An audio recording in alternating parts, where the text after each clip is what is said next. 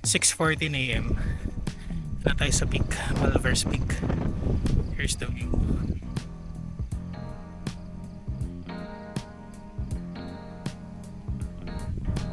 So dito sa Malvers Peak, makikita natin dito yung Sierra Madre.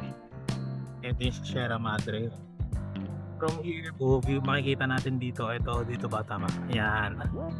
Diyan yung windmills of Pililla. Tapos ito, merong lake dito. Yan ay Laguna Lake. So kapag naglalaguna loop tayo, dyan tayo umiikot. Yan, pa ganyan. Kapag naman mag-Batman loop ka, yan, dyan kasi. Dyan yung Pililla. Pag ano, paikot.